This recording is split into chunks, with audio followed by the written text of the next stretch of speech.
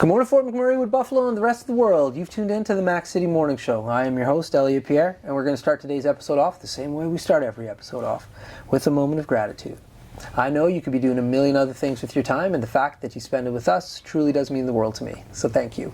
On that note, Tanner, hit him with the intro.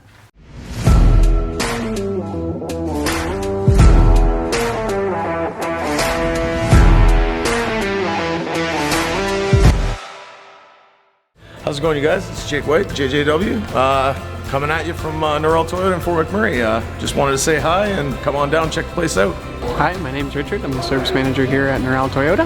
Hi there, I'm Adam. I'm here at Norrell Toyota. I'm a product advisor. Hi, I'm Cass. I'm the appointment coordinator. Happy to help you. Hey, it's Keith Simpson here. I'm the general manager of Norrell Toyota, soon to be Fort McMurray Toyota. Pretty excited for our new dealership. As you've seen, you met all my staff. These guys are all my family. We're here to take care of you. Come on down and be part of our family. And we are back. Big shout out to our title sponsor, Norrell Toyota, for helping us out on today's episode. We really do appreciate your support.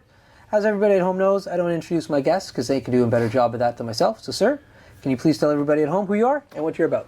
Well, I'm Mike Morey. I'm one of the owners of Spirit River Cabin Rentals, branded as the All-Cut, Yeah. as you can see on my hat. So, yeah, that's kind of what we do. And Yeah. It's cool. So I just interviewed one of your partners in crime, so I found out a bunch about your organization. Now, he was saying, for the most part, everybody's, not everybody, but you're East Coasters. we are. And so what part of the East Coast are you from? I'm from more central. I'm from the Bay Okay. in central Newfoundland, a place called Miles Cove. Okay. So the region is the Green Bay. I came here, started flying in and out actually in 2008. Okay. And I was a commuter. Okay. And this is kind of a bit of a unique story. I was in the airport in Deer Lake in Newfoundland, flying, getting ready to come back, and I met this girl, and basically took her for lunch once we landed in Toronto. It was actually breakfast. I took her for breakfast in Toronto Airport. Okay. And we talked. She was living in McMurray. Yeah. She was born in Newfoundland, but she moved here, I think, when she was 3. Right. So she spent her whole life here, and we started dating, and This is awesome. yeah, we started dating, and basically came down to the point where we said, well, if we're going to make a go of this, well, we should do it, and the rest is all history. This is epic. So you just met her in Deer Lake Airport. She was there, what, visiting? Like family and Yeah, friends? she was on vacation in Newfoundland. This is wild. Okay. How long were you working in Fort McMurray at this point? Like commuting back and forth before like... Oh, not long. Probably, I would say probably 8 months. No way. Yeah. Wild. That's unbelievable. Yeah. Okay. What company were you working for back then? I actually had the great opportunity to come on with CETA. CETA was a big... I know who Seed is. I used to yeah. work for Eveready, and I hired so many people from the East Coast to do exactly what you're doing for like 5 years. So I know exactly. Okay. Yeah. So CETA? we just started with CETA, and I mean, I was doing a 24 and 12 schedule. Yeah, and, of course. And Vac truck, water truck, yeah, things like all that stuff, turnarounds, shutdowns, all over the region. Yeah. And we just eventually, met this lady, and just made it work, man. It's that's unbelievable. But the thing was, I mean, she had a very, let's say, broad range of friends in town. And Of course. that's basically how we got involved with Jason, and that's how the group kind of started forming. Right. We had I think the first time I met Jason was, we did a friend of ours. Yeah. He's actually a part owner. Yeah. Trent Brown. Yeah. He was getting married in Las Vegas. Okay. So I didn't know anybody really. I was just kind of the odd guy. Yeah. Stephanie's bringing this guy. Yeah. So we all go to Vegas, and that's where I meet Jason. Yeah. And I mean, we got to know Trent really well. Yeah. And because my wife had all these friends. That's So right. I just kind of slipped into the pile. That's right. Nice. Yeah, that's the cool thing about Fort McMurray. For the most part, like, there are a lot of locals here. Like myself and Tanner, we're locals. Yeah. And so growing up here, there was always an influx of new people coming and some people going. And so it just, Fort McMurray has like a friendly vibe because, well, you kind of got to. And then when somebody moves for the first time here and they make a new friend, they recognize, oh, I know how it felt to be the new guy. So we just like, everybody comes into it. You know, it's a unique town because, yeah, there's a lot of East Coasters that came here in the 70s and the 80s and still today. Yeah. But it's a very, broad range of culture. I mean, there's someone from every part of the earth here. Oh, I know. It's right? wild. The multicultural component of this community over the last few years has just been mind-blowing. Mind-blowing. And you get this group of friends or network, and you can pretty much do anything. Yeah, facts. Right. Facts. So you've been here for a while now. Yeah. So me and Tanner are big fans of food. Yes. So where is your favorite place to go get pizza from in Fort McMurray? Pizza? Boston Pizza, you're not allowed to say Boston Pizza. No. They're in a different category. Yeah, it doesn't count. I would say my favorite, I actually had, my wife went out of town, so I was kind of bacheloring it, but I like Joma's. Okay. I'm a Joma's guy. Okay. I'll pick the meat lovers pizza and some medium wings and just set it at that. Nice. Now, because Fort McMurray is blessed to have more than one Joma's, which not is your go-to, which is the one that you like the most? You might not go there often, but you're like, you know what, they make the best. Oh, it's tough. I've only found this out. I've been here, say, almost 15 years. Yeah. And I've recently took a job with the municipality. Okay. And I'm in rural operations. Yeah. And there is a pizza place in Anzac Pizza. Yup, I know Anzac Pizza. Yeah. It's probably one of my favorites. Oh, okay. So Joma's is your go-to. Shout out to Anzac Pizza. But Anzac Pizza you think is your favorite. They have... Okay, I like it. They have great pizza. Yeah. They probably have the best soft serve in the region. Yeah. Hands down. Hands down. Worth the drive. Yeah, absolutely. That's awesome. Yeah. That's awesome. Tanner, you hear that? Nice. For everybody watching at home, like our computer broke a little while ago, so we're filming. This is the, what do you call it? The lobby? Yeah, we're in the lobby, We're in the lobby of the studio. So Tanner is here. He's just like way off camera sitting at his desk. Before we keep going, I got to throw to an ad though from Patchouli Rose. Carrie, take it away. Hi, it's Carrie with Patchouli Rose Herbal Apothecary. I know our summer is coming quickly to an end. And during the summer, we always think of applying our sunscreen, but sunscreen is a product that we should be using every day of the year to protect our skin against harmful UVA and UVB rays, also against premature aging. I have a product called Dandelion Harvest, which is moisturizing, anti-inflammatory, and is great for anti-aging. You can use this every day of the year, and it's very moisturizing. If you want to check this product and any of my other products out, please go to patchoulirose.com. And we're back. Okay, so this is wild. So you meet you meet your wife in Deer Lake Airport as you're flying back and forth. Yeah. And so what was the discussion like? Because at that point you're working this shift that does not allow for it. You're living in camp. You're probably working on like the rigs and whatnot. Yeah. So like, how does that transition like switch?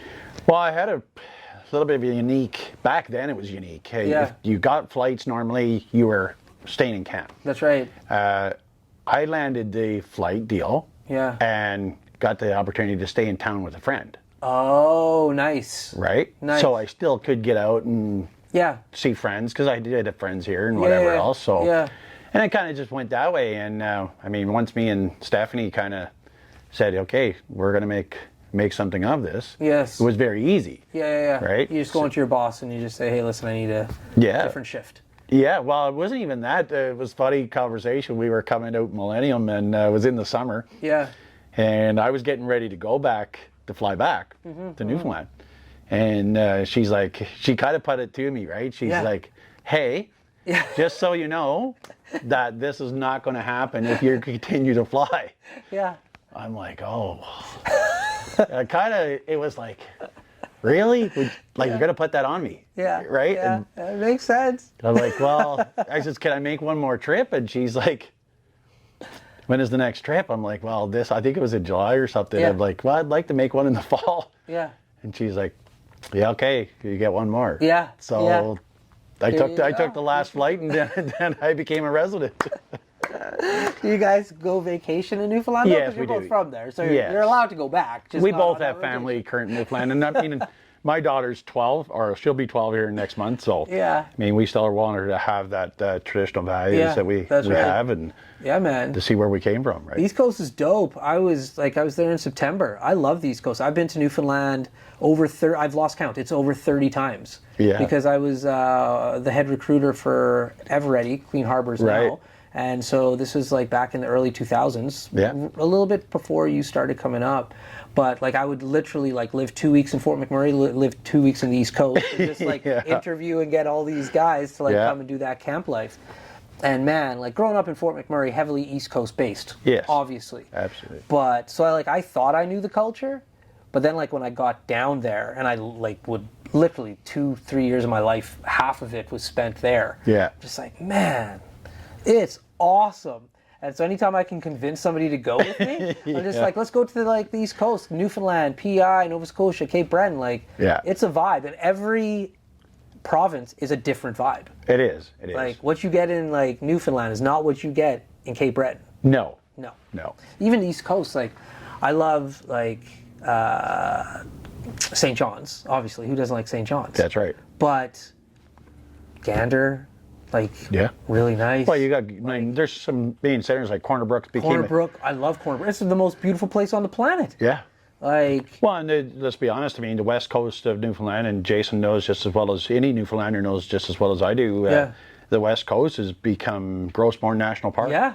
It's become a huge tourist spot, not just for Canadians, but for anybody who say on the other side of the world, in Europe and places like that. It's heavily. Yeah. And Corner Brook is kind of fueled a lot of that to bring in people. That's right. And, I mean, they've made really good there, and it's proud. You're proud to see that. You know what? There's something happening, and they're showcasing where you came from. Yeah, and then all the like mini breweries that are popping up. Like Newfoundland is cool. Like I love Fort Mac, hence why I do a Mac City Morning Show and I promote the community. Yeah, this is my home. Yeah. But like I really do enjoy like the East Coast, Newfoundland in particular. So. And it's, I mean, it's no different when you first come here and you're like, okay, it's a different world, it's a different pace. Yeah. It's work, eat, sleep. And when you move here, it's kind of a different thing because you get a better schedule. You're not working as many long days. Yeah. And you take a sense of pride in the community. I mean, you go south somewhere and you're like, someone asks you where you're from, and you're like, oh, from Fort Mac or whatever. And they're like, oh, you're from Moneytown. Yeah. Well, no, it's a town that, you know what, has created a lot of opportunities. People's grabbed the opportunities. That's right. And you make it. That's right. Yeah. If you're not interested into it, you're never going to make it here. Oh, no. And the streets are not paved with gold, like everybody else thinks. Yeah, you got to work for it. You got to work for it. You got to work for it. Absolutely. Yeah, definitely. I mean, you look at all of us that came out of Newfoundland, and we're all in the same age group. Yeah. I mean, it's no different than our cabin. That's right. A lot of people think that's cool. They'd love to have one. Yeah. But it was an eye-opener for us. Yeah. To how much work has got to go in. So much work to own land like that. Yeah, I mean, you know better than me. Yeah, I mean, one thing is to be, we'll say, the construction of it all, and we'll give kudos to Jay here this morning. Like the paperwork and the permitting, working with counties, working with it's beyond what you think you can handle sometimes. Right? It's crazy. Yeah. It's work. Yeah. But if you love it, you know. Well, we had a drive. That was something we dreamt about having. Yeah. Right? Yeah. It's like this podcast. Everybody wants a podcast. Everybody's like, oh, let's do it. And like me and Tanner, we're like, yeah, do it. Like so many people come in here and we're like, we'll teach you how to do it. We'll give you all like, I think it's kind of weird. Like there should be a lot more of these in Fort McMurray to help promote the community. So absolutely. I'm always like, I don't look at it as a competition. I'm just like, it would be cool if I could go on somebody else's podcast and help promote this awesome community, right? That's right. And so like we give people the blueprints and I'm like, man, this is a lot of work. I'm just like, yeah, it's a lot of work. Yeah. It takes a lot of work to like film and edit and clip and do all this and post and That's write. right. And I'm like, yeah, I don't think I want to do it. It's like they have the romantic idea of what it is, just absolutely. like your industry. They'd have a romantic idea, but there's a lot of legwork behind the scenes. But it's the desire to do something. Yeah. Right? You gotta want it. Yeah. Right? Yeah. It's no different than anything else in life. I mean, you just gotta want to do it and you gotta have the drive. Yeah. Right. There we go. Awesome, my man. Well, listen, we are out of time for today's episode, but before I cut you loose, everybody gets a shameless shout out or plug. So you have the mic, the camera, the lights. Have fun.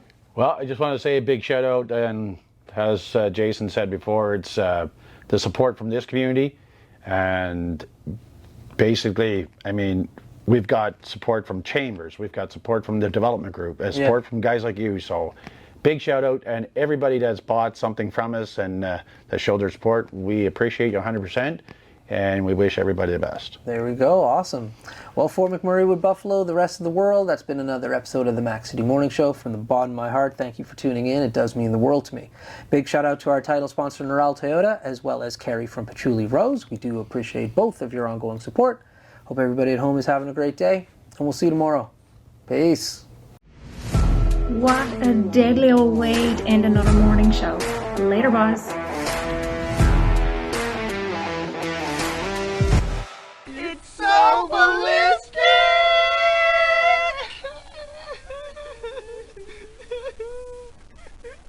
Talk about quenching your ugly thirst.